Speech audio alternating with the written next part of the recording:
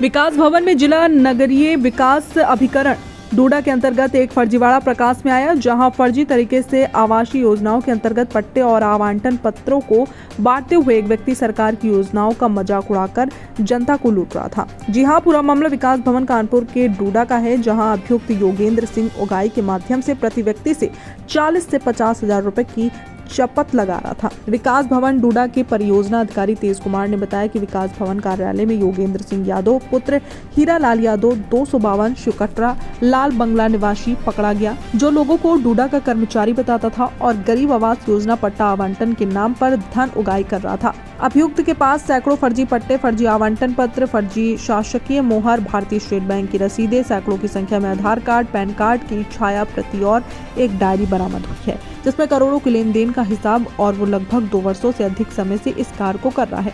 इस कार्य में उसके अन्य साथियों की संलिप्तता भी ज्ञात हुई है, जिसमें योगेंद्र सिंह यादव द्वारा राजेश गुप्ता को गैंग के सरगना बताया गया। कार्रवाई के संदर्भ में उन्होंने बताया कि जिलाधिकारी कानपुर नगर को इस घटना के संदर्भ में पूर्ण जानकारी दी जा चुकी है और थाना नवाबगंज में अभियुक्त के खिलाफ फर्जीवाड़े का मुकदमा कायम कराया गया। वहीं विकास भवन में किदवई नगर विधायक महेश त्रिवेदी पहुंचे। उन्होंने फर्जी डूडा कर्मचारी बताने वाले को कान पकड़वाए और ऐसे शातिर जालसाज को पकड़ने वाले स्टाफ को पुरस्कृत भी किया। संवाददाता पंकज अवस्थी की खास रिपोर्ट।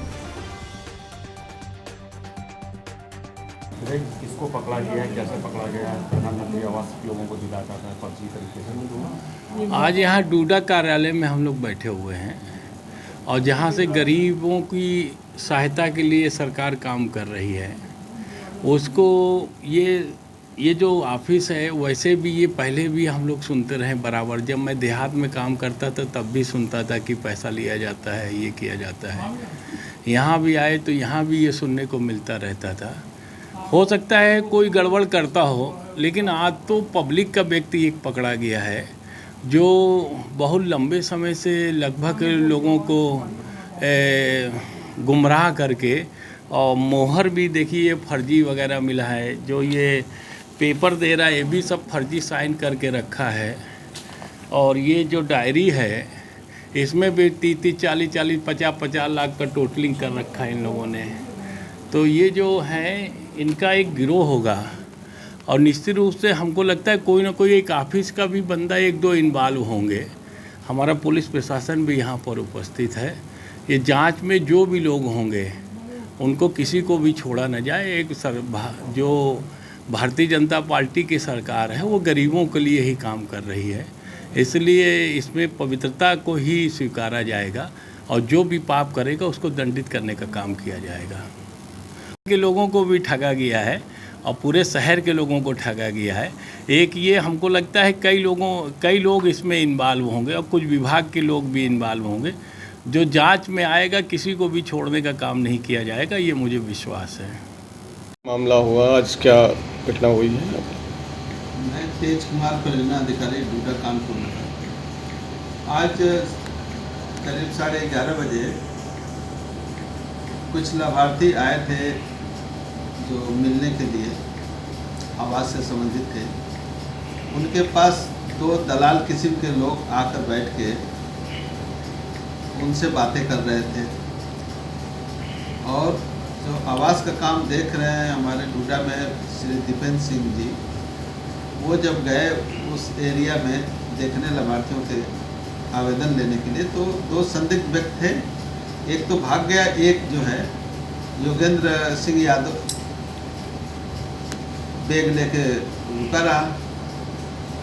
उसका बैग सहित उसको पकड़ कर लाया गया तो उसके बैग से सैकड़ों फर्जी पट्टे, आवास गरीब आवास योजना के नाम से सैकड़ों फर्जी पट्टे के कागज मिले और सैकड़ों जो है आधार कार्ड की फ़ोटो स्टेट, कुछ महिलाओं के पुरुषों के फोटोग्राफ्स पासपोर्ट साइज के उसके पास थे।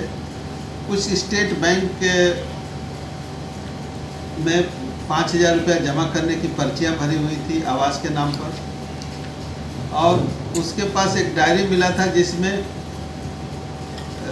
लाखों रुपए लेन देन, लाभार्थियों से लेन देन का विवरण था। किस लाभार्थी से कितना लिया गया है कि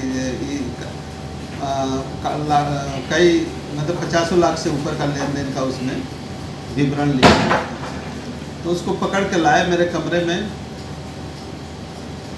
लाया तो 112 नंबर को डायल किया गया। 112 नंबर पर कोई रिस्पॉन्ड नहीं मिला। तो मैंने जिलाधिकारी महोदय को फ़ोन किया कि ऐसे ऐसे एक व्यक्ति पकड़ा गया है, इसके पास इतने फर्जी दस्तावेज कागज़ और पट्टे हैं जो पैसा आवंटन दे के पैसा ले रहा है, कमा रहा है इतना।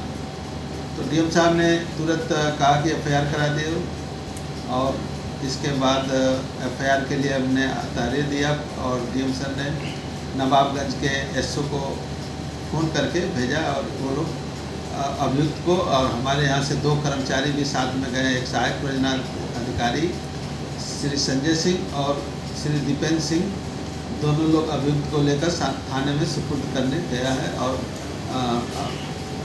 एफआईआर का तहरीर भी दे दिया गया। संबंधित मामले में जो व्यक्ति पकड़ा गया है उसमें लगभग कितने वर्षों से काम कर रहा था, कुछ इसके बारे में जानकारी मिली?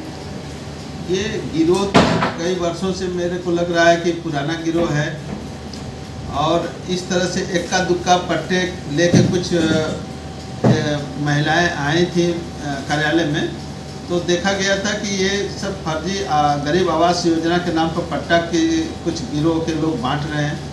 उन लोगों से बताया गया कि जिनको पैसा दिए हो उनसे पैसा ले लो। इस तरह का कोई स्कीम नहीं है, शासन द्वारा कोई गरीब आवास योजना के नाम से कोई स्कीम नहीं है।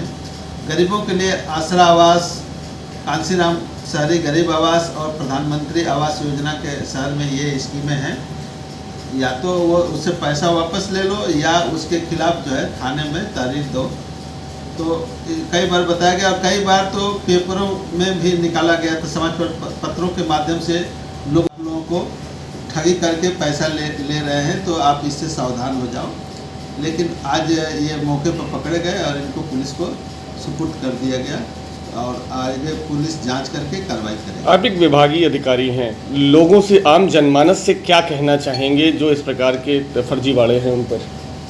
मेरे को लोगों से, यहाँ के जनमानस से ये कहना है कि किसी भी बाहरी व्यक्ति से किसी सरकारी स्कीम के बारे में न जाएं, उनके पास सीधे कार्यालय में अधिकारी कर्मचारियों से मिले तो आपको सही योजना का लाभ मिलेगा।